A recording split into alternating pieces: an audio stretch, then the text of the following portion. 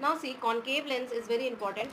It is, although it is not forming your real image, they are forming virtual image, but then also important, right? Why? Because when not every time we need rays to converge, na, all time we don't need always that all rays should be converged. Sometime we need rays to be diverged. Our best example we will study when we will study our eyes. hmm?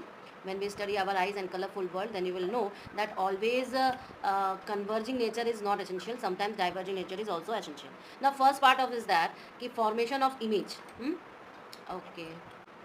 Raise क्या है? सबसे पहले हम ये जानते हैं कि हमारा सारा काम फोकस से है, बिकॉज जब भी जितने भी आप लेंस सिस्टम देखोगे, जब हम उसके एनालिसिस करेंगे, जैसे कि हम लोग मिरर सिस्टम में एनालिसिस करते समय हम रेज को एक रेज सी से भेजते थे, राइट, या पैरेलल फोकस से भेजते थे, जिसका हमें कंफर्मेशन पता होता था. सिमिलरली जब भी हम लेंस सिस्टम के बारे में स्टडी करेंगे तो एक ना एक रे को हम कहाँ से भेजेंगे? अपने ऑप्टिकल जो सेंटर है ना, ऑप्टिकल सेंटर से भेजने की कोशिश करेंगे. नाउ सी, यहाँ पर क्या केस चल रहा है, हम पहले से जानते हैं that they are forming virtual images. So the image will form at the same side. Image will form at the same side, right? Image will form at the same side, same side, right? तो जो भी हो अपना तो ऐसे करके चला जाएगा, ठीक है, ओके, क्योंकि पैरेलल है, पैरेलल करके वो अपना निकल जाए. लेकिन हमें ये पता है, एक तो ये क्या कर रहा है, ये डाइवर्ज कर रहा है ओरिजिनल रे को, ठीक है. लेकिन अपने को पता है कि जब भी कोई चीज़ पैरेलल आएगी, जब भी रे पैरेलल आएगी, तो वो जाएगी ज़रूर अपने फोकस से. तो एक्चुअली क्या करना है, ये जो चली गई डाइवर्ज रे है, उसको जब हम पीछे सेम साइड में सेम मीडियम में एक्सटेंड करवाएंगे तो हमें देखेंगे कि ये फोकस पे काट रही है, राइट. इस डायग्राम में क्या शो कर रहा है?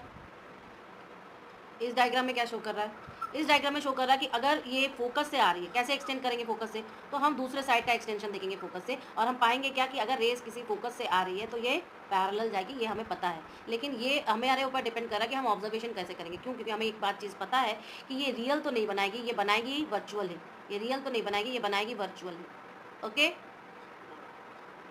चलो नेक्स्ट क्या है कि रे डायग्राम जब हम कॉन्केव लेंस से पढ़ेंगे तो हमारे पास इसके 2-3 केसेस हैं, ठीक है. पहला केस क्या है इसका कि देखो, अगर ये सी है और अगर ये एफ है, मतलब क्या कि फोकस है. अब रेज आ रही हैं पैरेलल, तो मुझे पता है कि भाई ये डाइवर्ज होगी, लेकिन ये कटेंगी जरूर एफ पी पर. मैंने अभी बोला कि जब भी हम लेंस सिस्टम में लेते हैं तो एक रेज जरूर हम आपके ऑप्टिकल सेंटर पर तो जरूर ही लेंगे. तो ये कहाँ पर आ रहा है? ऑप्टिकल सेंटर पर आ रहा है, राइट. सो ये बिना डेविएट होकर चला जाएगा. लेकिन जब हम इसका एक्सटेंशन लेंगे तो हमें एक्सटेंशन पॉइंट के लिए जरूरी है, बिकॉज ऑफ इमेज फॉर्मेशन, क्योंकि हमें इंटरसेक्शन पॉइंट चाहिए होता है. तो इंटरसेक्शन पॉइंट देखिए मेरा यहाँ पर हुआ, तो इसका मतलब क्या, नेचर ऑफ इमेज क्या बना कि एक तो वर्चुअल बना, दूसरा इरेक्ट बना, स्मॉल साइज बना, ठीक है, या आप बोल सकते हो हाईली डिमिनिश्ड बना. दूसरा देखो क्या होता है कि पैरेलल आती हैं, सारे के सारे फोकस से जाके जाती हैं. तो क्या हम ये नहीं कह सकते कि बहुत ही डिमिनिश्ड बना रहा है? पैरेलल लेज जो है एक्सट्रीम डिमिनिश्ड बना रहा है, ठीक है. और तीसरा देखो, जब ऑब्जेक्ट को इनफाइनाइट पे प्लेस किया गया, अभी पिछला वाला वही चीज़ है कि ऑब्जेक्ट हमारा इसी का ही फॉर्म आप यहाँ पर देख रहे हो कि ऑब्जेक्ट को जब इनफाइनाइटली प्लेस किया गया तो वो सारे के सारे कहाँ पे बने? हाईली डिमिनिश्ड बने. क्लियर है ना? अब नेक्स्ट देखिए क्या है कि साइन कन्वेंशन. जब हम कोई स्फेरिकल लेंस लेते हैं तो देखो, जब हम लोग पढ़ रहे थे आपका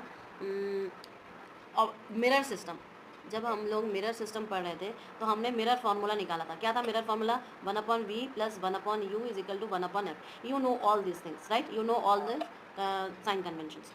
अब लेंस फार्मूले के लिए क्या होता है? जस्ट यहाँ पर एक माइनस आता है, मतलब 1/v - 1/u = 1/f. क्लियर है? ये चीज़ क्लियर है ना? तो क्योंकि मैं आपसे बार बार रे डायग्राम्स बनवाती हूँ, इसका मतलब ही ये है कि आपको पता है कि कौन सी चीज़ पॉजिटिव होगी, कब यू पॉजिटिव, कब वी पॉजिटिव, कब f positive, everything you know. कब हमारा h image, h object positive negative होगा, that thing you all know. So please draw this diagram ना. ये 2 डायग्राम आप फटाफट ड्रॉ कर लो. ये वाला नहीं, ये वाला और ये वाला. पहले ये वाला ड्रॉ करिए. एक्चुअली यही दोनों सेम ही है, तो आप ये दोनों ड्रॉ करो बस.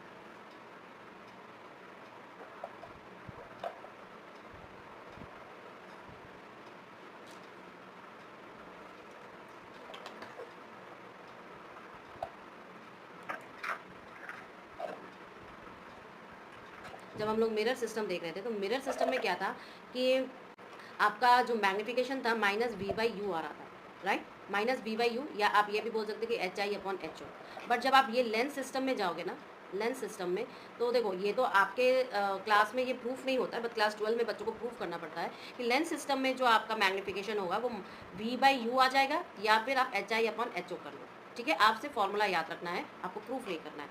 अब पावर ऑफ अ लेंस देखिए, power of a lens actually होता है 1/f, ठीक है। पावर होती क्या चीज़ है? पावर होती है कि reciprocal of focal length in metre, याद रखना हमेशा मीटर। डायोप्टर जो SI यूनिट है पावर का, वो हमेशा मीटर के लिए है, लेकिन क्योंकि लेंस सिस्टम में आप चाहे कितना भी न्यूमेरिकल सॉल्व कर लो, सब में आपको सेंटीमीटर्स में दिखाई देंगे। Metre is a big unit for lens system, but आपको एग्जाम में हमेशा ध्यान रखना है कि आप कौन सा सिस्टम यूज, आप कौन से डायमेंशंस का यूज कर रहे हो, right. Most of the time आप 100/f करना पड़ता है बिकॉज ऑफ दिस सेंटीमीटर में। बट व्हाट इज पावर, अगर हम एक डेफिनेशन के तौर पे देखें तो एक्चुअल में कितना डिग्री वो कन्वर्ज कर सकता है, कितना डिग्री वो डाइवर्ज कर सकता है किसी भी लाइट रे को, कौन, लेंस, इसी को हम क्या कहते हैं, उसकी पावर कहते हैं, ठीक है। नेक्स्ट, वही पावर किसी कॉन्वेक्स लेंस का पॉजिटिव होता है, कॉनकेव लेंस का नेगेटिव होता है। पावर जो होती है इनवर्सली प्रोपोर्शनल होती है लेंस के थिकनेस से, और पावर जो होती है स्केलर एडिशन होती है P1 + P2 + P3। देखिए ये तो हमारा कॉनकेव लेंस कॉन्वेक्स लेंस हो गया, ये हमारा कॉन्वेक्स लेंस कॉनकेव लेंस, ये हो गई लेंस की थिकनेस, ये हो गई पावर। लेकिन अगर आपके पास पावर ना देखे, सिर्फ और सिर्फ फोकल लेंथ दिया रहा है, तो आप कैसे समेशन करोगे? तब आप समेशन कैसे करोगे? तब आप करोगे कि 1/F अगर टोटल पावर है तो वो हो जाएगा 1/F1 + 1/F2 + 1/F3, ऐसे करते करते, ठीक है। आपको हमेशा इन्वर्स करके समेशन करना है, ऐसे फाइनल सम करके फिर इन्वर्स करना, ऐसा नहीं है, ठीक है। So these are the some of the questions, जैसे कि मान लो कि refractive index of the medium A, B and C are 1.3, 1.5, 1.4, ठीक है। ये रिफ्रैक्टिव इंडेक्सेस दिया हुआ है। अब आप मुझे बताओ, in which following the speed of light will be fastest या स्लोएस्ट? बता सकते हो किसमें फास्टेस्ट है और किसमें स्लोएस्ट है? रिफ्रैक्टिव इंडेक्स का हम रिलेशनशिप देख रहे हैं किससे? स्पीड ऑफ लाइट से, स्पीड ऑफ लाइट से। आप बता सकते हो किसमें रिफ्रैक्टिव इंडेक्स होगा? मुझे ये वाला क्वेश्चन करके बताना होमवर्क में, ठीक है। आप रफली नोट करो, रफली नोट करो बस, और कुछ नहीं नोट करो।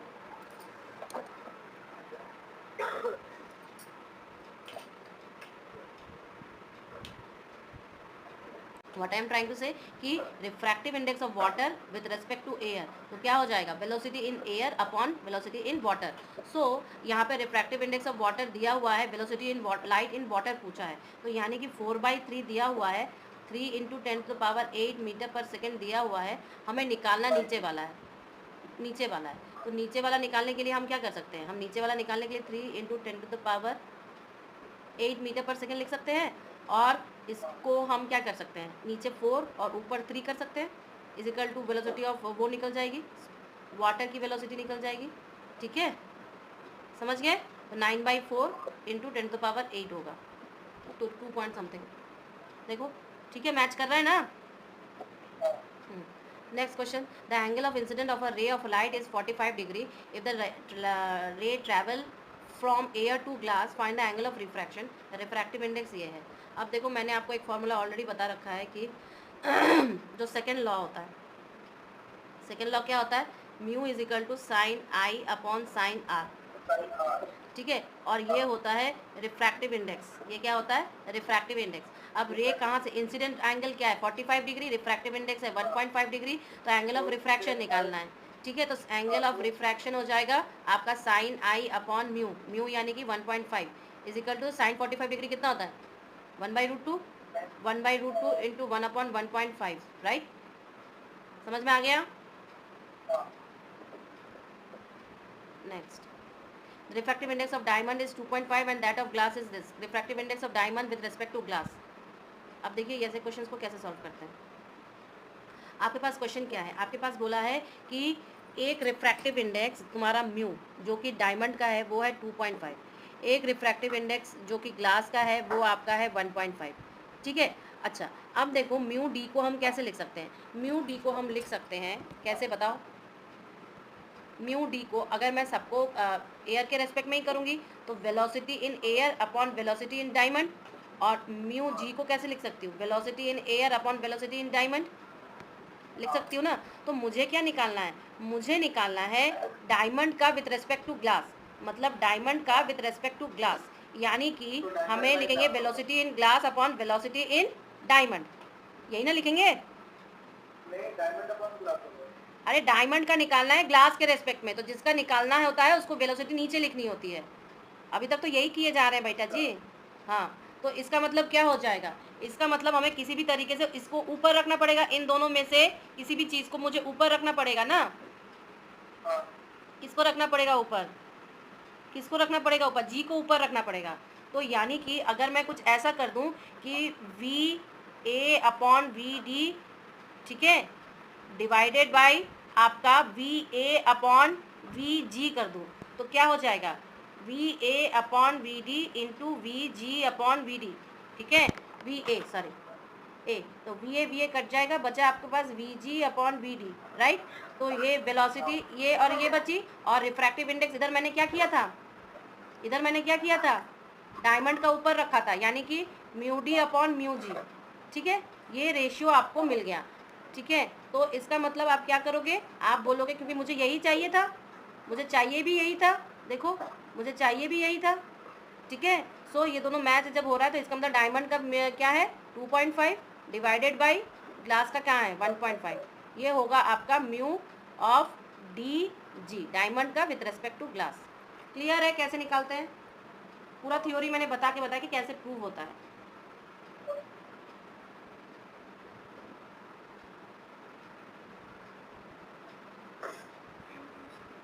रियल डेप्थ जब हम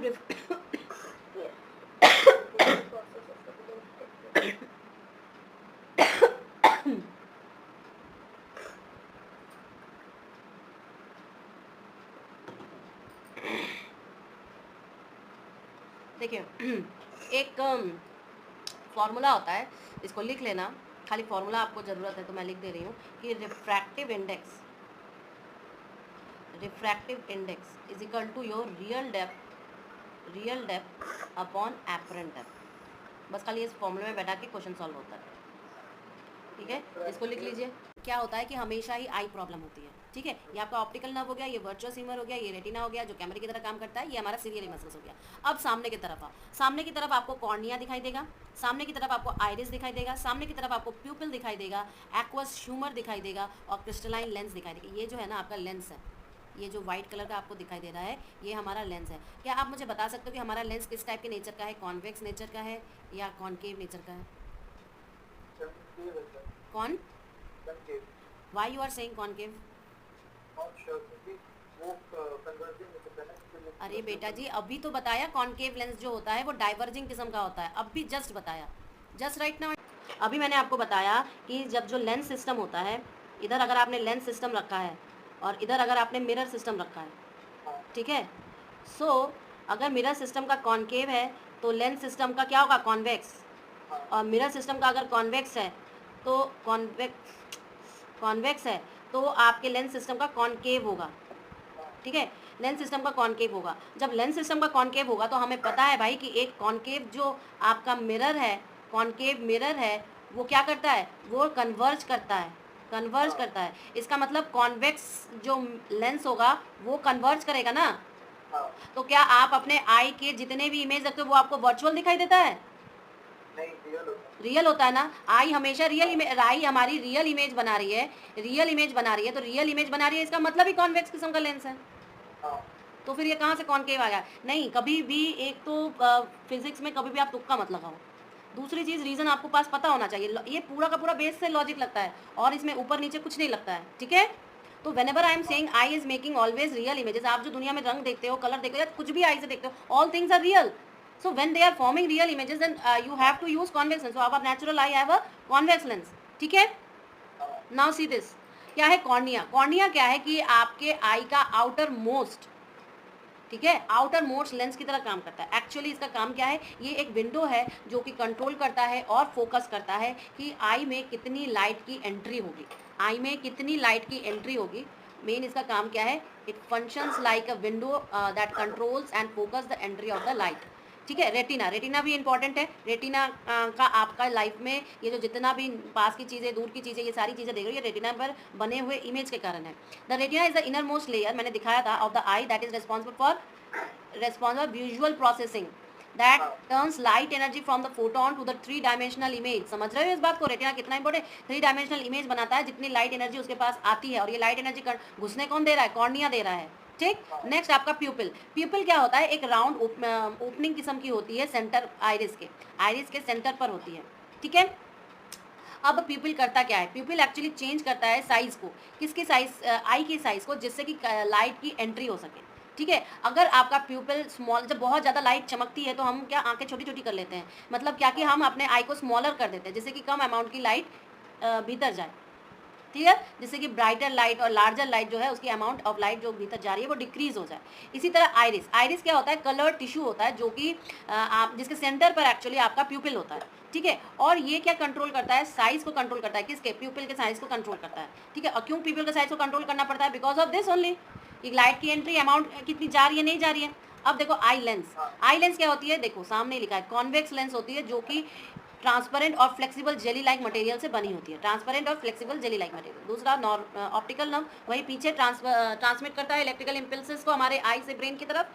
फिर सिलियरी मसल्स, ये काफ़ी इंपॉर्टेंट है। जैसे मैंने अभी बताया, सिलियरी मसल्स जो होती है एजेड पीपल्स के धीरे धीरे कमजोर होने लगती है। दैट मीन्स यही है बेटा कि जो आई लेंस अपना साइज मॉडिफाई करती रहती है कि कन्वर्ज करना है, कैसे फोकस करना है, ये सारी चीज़ों का कंट्रोल जो है, मेनली कन्वर्ज और फोकस करना के मतलब ही क्या है कि हम फोकल लेंथ को कर रहे हैं, ठीक है। मेन इंपॉर्टेंट हम क्या कर रहे हैं? हमने 11वीं क्लास में कहा था कि चाहे कोई भी लेंस आ जाए या कोई भी मिरर आ जाए, ठीक है, सबका अपना डिफाइंड फोकल लेंथ होगा, तो फोकल लेंथ ही इंपॉर्टेंट पार्ट है। जब फोकल लेंथ ही इंपॉर्टेंट पार्ट है, इसका मतलब ही मैं ये कहूँगी कि आपका जो ये सिलियरी मसल्स है वो किस चीज़ को कंट्रोल कर रहा है? फोकल लेंथ को ही कंट्रोल कर रहा है, ठीक है। इसके बाद आ जाए एक्वस ह्यूमर। एक्वस ह्यूमर क्या है? एक फ्लूइड है जो कि फिल होता है कॉर्निया और आई लेंस के बीच में। आई लेंस और कॉर्निया के बीच में आपकी एक लिक्विड फिलिंग होती है जिसे हम कहते हैं एक्वास ह्यूमर। तो aqueous humour is nothing just a fluid. और हमारा आई लेंस क्या है? एक जेली लाइक मटेरियल है, transparent flexible jelly like material है, लेकिन है वो कॉन्वेक्स लेंस का, ठीक है। नेक्स्ट आ जाओ इस पॉइंट पर,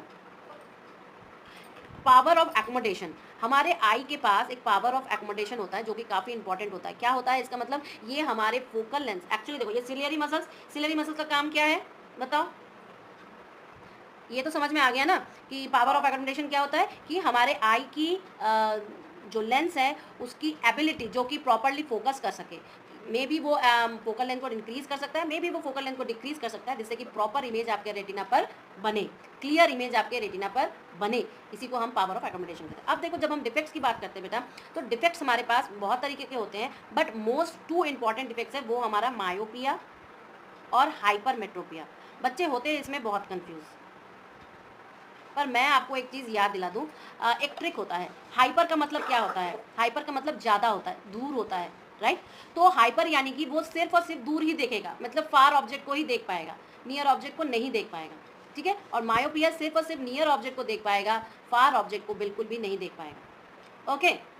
नाउ सी, अब इसमें कुछ याद नहीं करना है, सीधा का सीधा लॉजिक का काम है। मायोपिया क्या कहता है कि हम सिर्फ और सिर्फ नियर ऑब्जेक्ट को देख सकते हैं, मतलब हमारा आई की ये डिफेक्ट ऐसी है कि हम सिर्फ और सिर्फ क्लियर नियर बाई ऑब्जेक्ट देख सकते हैं, we can't able to see distant object. अब ये होता कि इसलिए मे भी हो सकता है कि हमारा कॉर्निया का कर्वेचर एक्सेस हो गया हो या हमारी आई बॉल एक्सेस हो गई हो। इसका मतलब क्या है कि हम जब सिर्फ और सिर्फ पास की चीज़ों को देख रहे थे, इसका मतलब जो हमारा रे का कन्वर्जन है वो पहले ही हो जा रहा है, रेटिना के हो जा रहा है ना।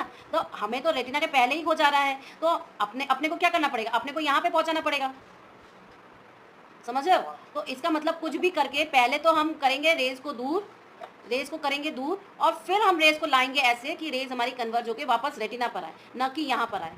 क्लियर है ना? तो हम कैसे करेंगे? कौन सा लेंस करेंगे? भाई हमारे पास एक कॉन्केव लेंस है जिसका नेचर होता है कि वो रेज को दूर करे, यानी कि डाइवर्ज करे। इसका मतलब अगर मैंने पहले ही कॉन्केव लेंस लगा दिया तो रेज थोड़ी तो दूर हो गई। दूर होने के बाद जब मेरी नॉर्मल खुद की आई लेंस आएगी तो उसका जितना है पास करने का वो पास करेंगे, यानी कि कुल मिला के दोनों एडजस्ट करके रेटिना पर इमेज बना देंगे। क्लियर है ना? कुछ याद करने की जरूरत पड़ी? बिल्कुल भी याद करने की जरूरत नहीं पड़ी, और ये पूरा पोथा भी लिखने की जरूरत नहीं है। क्लियर है? ओके, ये सिर्फ आपको एग्जाम में लिखने की जरूरत है, बट आपके पास एक लॉजिक है। लॉजिक समझ में आ गया ना? सिमिलरली अब देखो हाइपर, अब मैं डायग्राम दिखा रही हूँ, देखो यही डायग्राम आपको अभी बताया गया ना, यही डायग्राम बताया गया। क्या था डायग्राम में कि यहाँ पर देखो इमेज पहले ही फॉर्म कर जा रही है, क्योंकि हमें क्या है, कौन सी बीमारी है? हमें मायोपिया की बीमारी है। मायोपिया की बीमारी है इसलिए हम सिर्फ और सिर्फ नियर बाई ऑब्जेक्ट ही देख सकते हैं, नियर को ही देख सकते हैं, फार को बिल्कुल भी नहीं दे सकते। जब हम सिर्फ और सिर्फ नियर को ही दे सकते हैं तो हमारा इमेज पहले ही बन जा रहा है, रेटिना पर नहीं बन रहा है। क्योंकि हमारा इमेज रेटिना पर नहीं बना तो हमें कैसे भी करके बनाना तो पड़ेगा ही ना देखने के लिए। तो हमने क्या किया, कॉन्केव लेंस का इस्तेमाल किया, चीज़ों को दूर किया। पहले इसमें तो प्रॉपर दिखाई नहीं दे रहा है, बट माइन्यूट लेवल पर चीज़ों को रेज को चीज़ों को किया, रेज को दूर किया और फिर वापस हमने इसको सही पर पॉइंट पर आके आपका करेक्ट किया। क्लियर है ना? नेक्स्ट देखिए हाइपरमेट्रोपिया। हाइपरमेट्रोपिया क्या कहता है कि हाइपरमेट्रोपिया कहता है कि भाई हम सिर्फ और सिर्फ दूर की चीज़ें ही देख सकते हैं, हम पास की चीज़ें नहीं देख सकते। जब हम सिर्फ और सिर्फ दूर की चीज़ें देख रहे हैं, इसका मतलब क्या है कि हमारी रेस पहले ही ज़्यादा डाइवर्ज हो जा रही है। इसका मतलब तो यही हुआ ना कि हमारी रेस पहले ही ज़्यादा डाइवर्ज हो जा रही है, इसलिए हमें सिर्फ और सिर्फ दूर दिखाई दे रहा है, सामने का तो कुछ दिखाई नहीं दे रहा है। क्लियर है? हमें सिर्फ ये चीज़ें दिखाई दे रही है, हमें ये चीज़ें बिल्कुल भी रेस जो है पहले ही दूर चली गई। अब हम पास तो खींच के लाना ही पड़ेगा जैसे करके। तो हम पास किससे खींचते हैं? हमारे पास एक लेंस है भाई, कॉन्वेक्स लेंस। कॉन्वेक्स लेंस जो कि रेस को पास खींचती है, यानी कि जो कि रेस को कन्वर्ज करती है। ठीक है, अब जब रेस को कन्वर्ज करती है, इसका मतलब कि भैया पहले तो दूर चली गई, आ जाओ थोड़ा सा पास तो आ जाओ, थोड़ा पास आ जाओ। फिर हमारी जो नॉर्मल है जो कि दूर फेंक रही है, चलो ठीक है, दूर फेंकते फेंकते कुछ नहीं, पहले से ही हमने इसको पास ला दिया, तो ये अपने एडजस्ट करके रेटिना पर बना ही देगी कैसे भी करके। क्लियर है ना?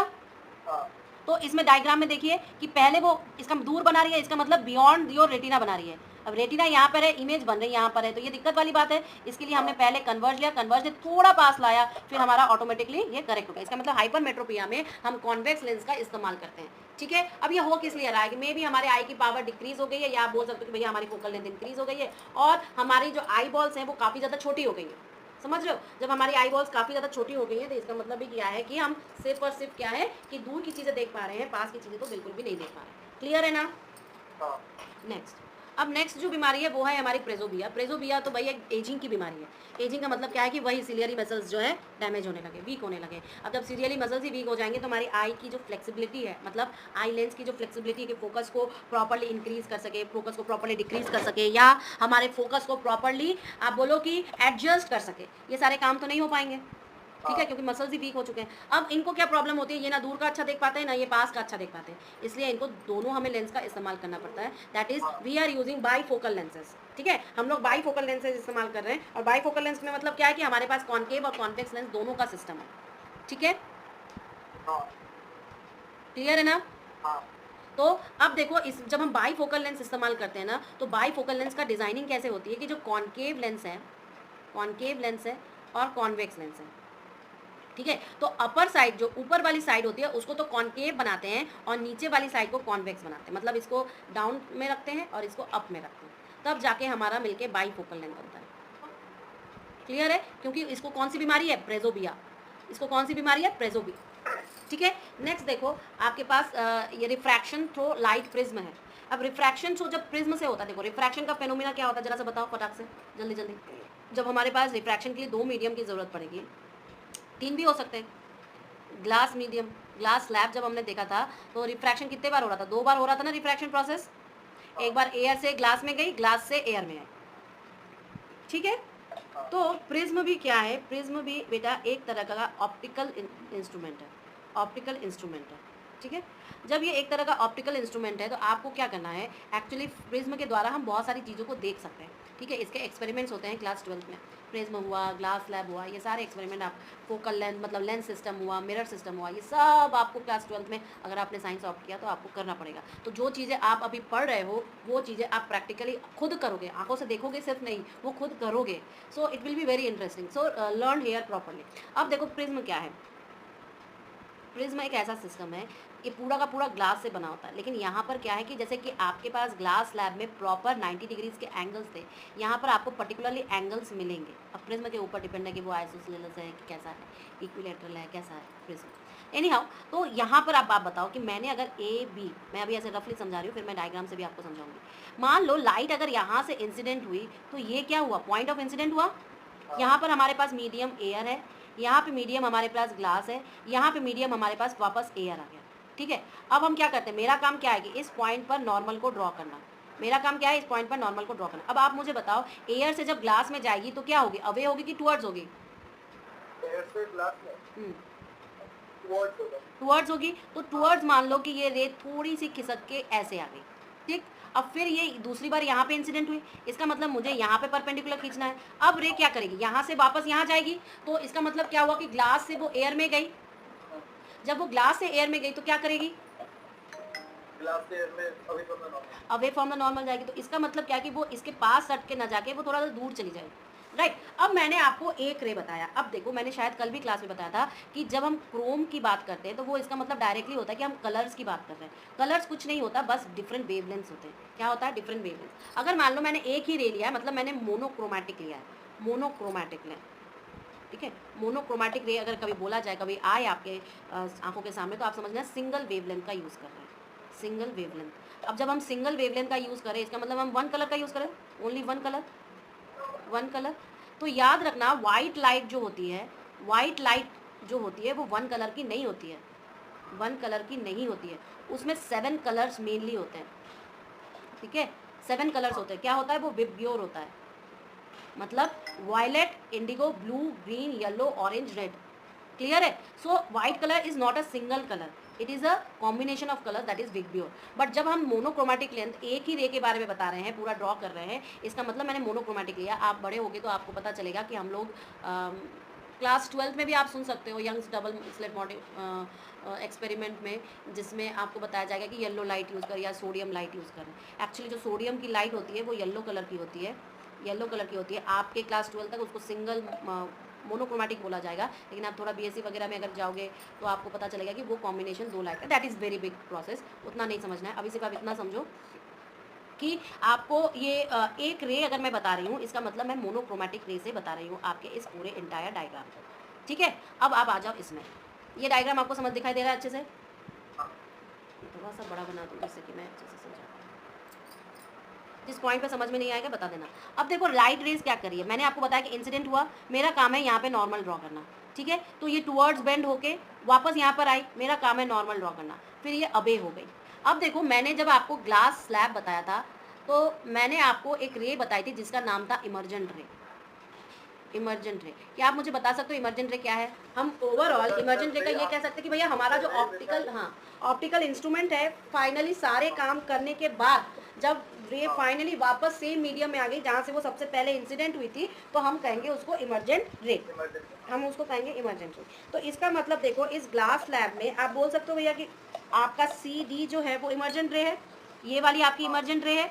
अब देखो ये तो आपकी ओरिजिनल इंसिडेंट रे है, ये आपकी ओरिजिनल इंसिडेंट रे, मैंने बस इसी का ही एक्सटेंशन किया, ये आपकी इमर्जेंट रे है, ठीक है। तो जब दोनों किस पॉइंट पे कट रहे हैं, वो पॉइंट पे इंटरसेक्ट हो रहे हैं, तो ये जो एंगल बन रहा है ये होता है एंगल ऑफ डेविएशन, यानी कि डेल्टा। मैं बताऊंगी इसका एक रिलेशनशिप होता है, आई थिंक आप लोगों में नहीं है ये रिलेशनशिप, क्लास 12 में आएगी जिसके बेस न्यूमेरिकल्स आते हैं, and it is very important. Angle of deviation का भी एक्सपेरिमेंट होता है बेटा, ये हमारे ऐसे आती है, ऐसे आती है एंगल ऑफ डेविएशन यहाँ पर। तो एनी हाउ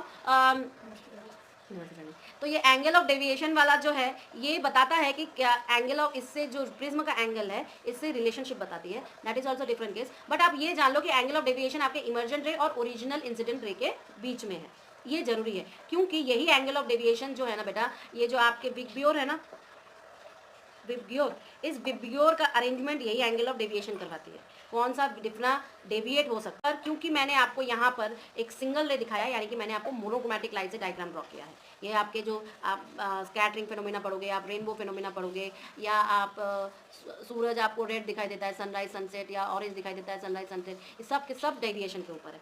नाउ सी ये क्या कह रहा है कि लाइट क्या हुई, ये रेयर और डेंसर मीडियम तो आपको समझ में आ गया ना कि लाइट रेज जब भीतर जा रही है और भीतर से निकल रही है। अब एक फेनोमेना होता है डिस्पर्जन ऑफ व्हाइट लाइट।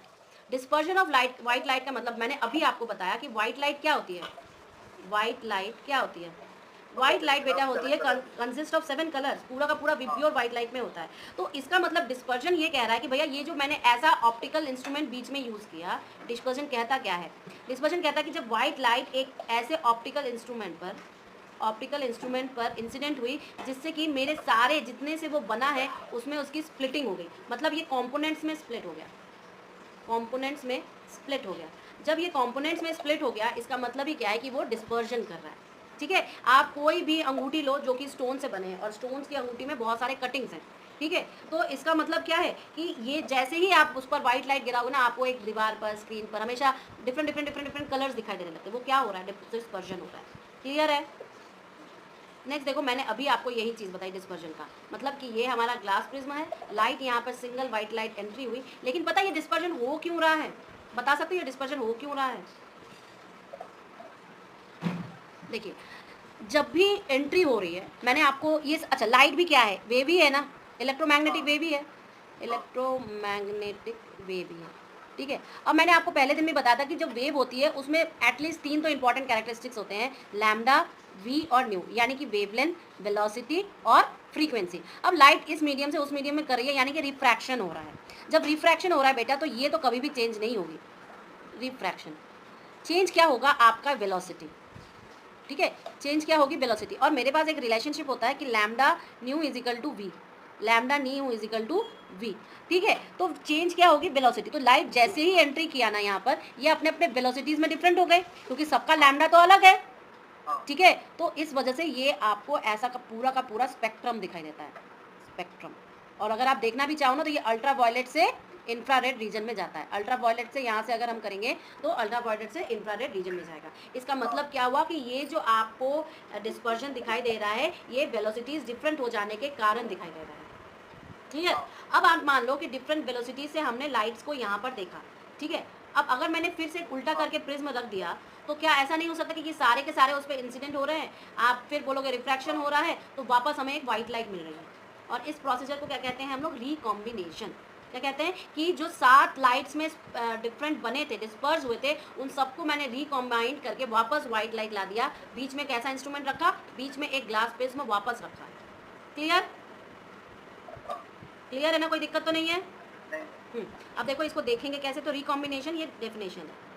अब देखो ये देखेंगे कैसे, देखिए मैंने पहले ग्लास प्रिज्म रखा, पहला ग्लास प्रिज्म जिसने लाइट को डिस्पर्स करवाया, जिसने लाइट को क्या करवाया, डिस्पर्स करवाया। हाँ, यहाँ पे लाइट को इसने डिस्पर्स करवाया, इस पॉइंट पर डिस्पर्स करवा के लाइट तो अपने लिखी, लेकिन सारे के सारे जो कलर डिफरेंट वेवलेंथ के लाइट है, ये सब क्या है, डिफरेंट वेवलेंथ है और कुछ नहीं, डिफरेंट वेवलेंथ है, ठीक है। ये कलर्स जो है आपके, ये सारे के सारे डिफरेंट वेवलेंथ है। अब ये डिफरेंट वेवलेंथ फिर से एंट्री किया, सबने रिफ्रैक्शन किया, वापस जो लाइट निकली वो हमारी क्या निकली, वाइट लाइट निकली। क्लियर है, ये सब के सब क्या प्रोसीजर है, ये रिकम्बिनेशन का प्रोसीजर। लेकिन जो आपका रिफ्रैक्शन नेचर में क्या क्या हो रहा है, ये ज़्यादा इंपॉर्टेंट है। रिफ्रैक्शन इन नेचर, ये पूछ लेते हैं कभी कभार आप लोगों से। पहला है आपका रिफ्रैक्शन ऑफ लाइट, जिसमें सबसे पहला है ट्विंकलिंग। ट्विंकलिंग क्या होता है कि आपको रात में जो आसमान में आपको तारे हैं वो ट्विंकल करते हुए दिखाई देते हैं, चमकते हुए दिखाई देते हैं, ऊपर नीचे ट्विंकलिंग ट्विंकलिंग करते हुए दिखाई देते हैं। इसका मतलब क्या है, देखो एक्चुअल में जो स्टार्स होती है ओरिजिनल साइज तो बहुत होती है, लेकिन है तो ये पॉइंट ऑब्जेक्ट हमारे लिए because of the distance only. Observation का डिस्टेंस जो इतना दूर हो जाता है कि ऑब्जेक्ट हमें पॉइंट ऑब्जेक्ट दिखाने देने लगती है। बट ये जो आसमान से हमारे तरफ के बीच में जो गैपिंग है एयर के, एटमॉस्फेयर की, वो काफ़ी डिफरेंट लेयर से बने होते हैं बेटा, डिफरेंट लेयर से। और डिफरेंट लेयर्स के बने के साथ साथ क्या होता है कि यहाँ पर ऑप्टिकल डेंसिटी भी अलग होने लगती है, ऑप्टिकल डेंसिटी। तो जब ऑप्टिकल डेंसिटी यानी कि हमारे पास रेयरर और आपके डेंसर मीडियम्स होने लगते हैं, तो ऐसे सिचुएशंस पे लाइट रेज क्या करेंगे भाई, लाइट रेज ऐसे सिचुएशन पे रिफ्रैक्शन करेंगे। रिफ्रैक्शन करेंगे तो यानी कि हमारे पास क्या हो जाएगा, एपरेंट ऑब्जर्वेशन और रियल ऑब्जर्वेशन आ जाएगा ना। तो इसी वजह से हमें ये क्या, ट्विंकलिंग दिखाई देने लगती है। आप देखो कैसे, ये स्टार की ओरिजिनल पाथ है, ठीक है, लेकिन हमें दिखाई क्या दे रही है, हमें दिखाई यहाँ से दे रही है। क्यों, क्योंकि ये कॉन्स्टेंटली रिफ्रैक्शन होते होते हमारे आई के पास पहुँचा है, ठीक है। और जब ये ऊपर से लेके जब हम नीचे की तरफ जाते हैं, तो हमारा जो रिफ्रैक्टिव इंडेक्स होता है वो इंक्रीज होने लगता है बेटा। क्लियर। दूसरा फेनोमेना है आपका advance sunrise and delayed sunrise. देखो हम ये वाला फेनोमेना काफ़ी इंपॉर्टेंट है, एडवांस सनराइज। सनराइज यानी कि सनराइज हुआ नहीं है, पर हमें प्रतीत होता है, हमें आभास होता है कि सनलाइट हो चुका है, जबकि सनसेट हो चुका है, सूरज डूब चुका है, बट हमें आभास हो रहा है कि नहीं, सूरज अभी तक नहीं डूबा है। क्यों ऐसा होता है, ये 2 मिनट के उसमें होता है, 2 मिनट्स के ड्यूरेशन में होता है, ठीक है। यानी कि सूरज एडवांस 2 मिनट एडवांस में हमें दिखाई देगा कि वो अराइज हो चुका है, जबकि हमें 2 मिनट डिले में दिखाई देगा कि वो सनसेट हो रहा है। और ये फेनोमेना क्यों हो रहा है, बस रिफ्रैक्शन के कारण। और ये इस रिफ्रैक्शन का नाम क्या होता है, एटमॉस्फेरिक रिफ्रैक्शन। क्या नाम होता है, एटमॉस्फेरिक रिफ्रैक्शन। अब देखो ये चीज़ क्यों, क्योंकि जो इंसान आपके अर्थ में, उसके लिए एक हॉरिजन है, क्लियर है। और ये कंप्लीटली देखिए यहाँ से रिफ्रैक्शन होते होते होते होते होते होते होते होते उसके आंखों पर पहुँचा। तो इसका मतलब क्या है कि वो अपना जो सनसेट है वो पहले ही देख लिया उसने, ठीक है। तो ये क्या होता है आपका delayed sunset and advance sunrise. Next आपका फेनोमेना है scattering of light. Scattering of light मतलब क्या है कि आपका जो एटमॉस्फेयर है बेटा उसमें डिफरेंट किस्म के पार्टिकल्स मौजूद है, डस्ट पार्टिकल्स है, वाटर मॉलिक्यूल्स है, वाटर वेपर्स है, मतलब वही वाटर वेपर्स ही वाटर मॉलिक्यूल्स हो गए, हजारों किस्म के गैसेज है, सबकी अपनी अपनी डेंसिटी है, सबका अपना अपना रिफ्रैक्शन प्रोसीजर है।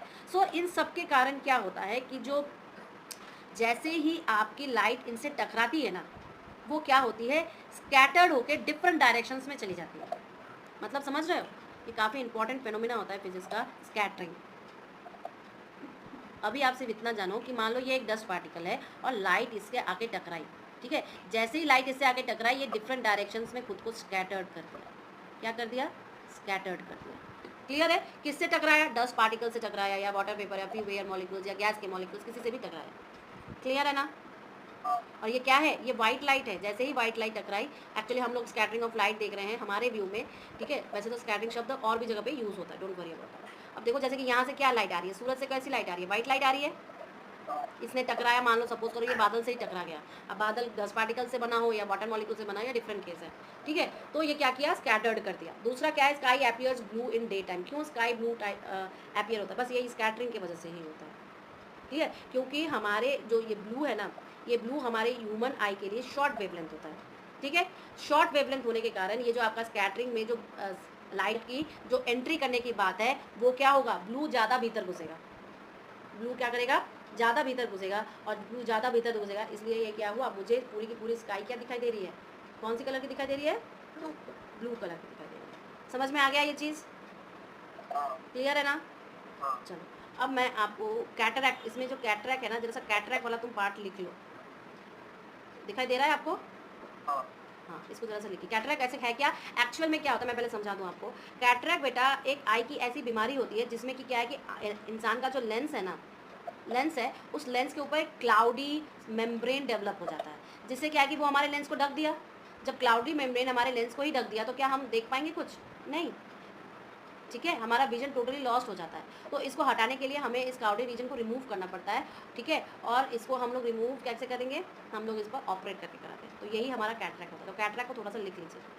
वाइट लाइट आके आपके पार्टिकल से टकराई, 10 पार्टिकल हुआ या कोई मॉलिक्यूल्स हुआ, चाहे वाटर का, एयर का, कुछ भी डिफरेंट गैसेस का, तो वो क्या करती क्या है, एक्चुअल में जब गैसेस ये सारी की सारी चीज़ें जो है ना, ये आपका एब्जॉर्ब करती है लाइट को और री एमिट करती है ऑल डायरेक्शन में। समझ रहे हो बात को, कि लाइट जैसे ही एंट्री किया, इस पार्टिकल से टकराया, पहले ये एब्जॉर्ब किया और री एमिट किया। सो ये एक्चुअल में स्कैटरिंग का प्रोसीजर है, ठीक है। तो जो पार्टिकल्स को डिफरेंट डायरेक्शंस में, डिफरेंट पाथ्स में ये जो री एमिट करती है, ठीक है, इसको हम लोग क्या कहते हैं, टिंडल इफेक्ट। क्या कहते हैं, टिंडल इफेक्ट, ठीक है। और यही स्कैटरिंग ही हमें ब्लू स्काई दिखाती है, सन को राइज के समय या सनसेट के समय रेड दिखाती है। याद रखना, सनराइज और सनसेट रेड हो रहा है, ये स्कैटरिंग करवा रही है, लेकिन वो पहले उग रहा है या बाद में सनसेट हो रहा है, ये रिफ्रैक्शन करवा रही है। प्लीज़ दोनों में डिफ्रेंशिएट रखना, ठीक है। अच्छा, एग्ज़ाम में जाने से पहले प्लीज़ प्रैक्टिस कर लेना एनसीईआरटी के क्वेश्चंस, ओके। तो मेरे पास बस एक ही वो बचा हुआ है,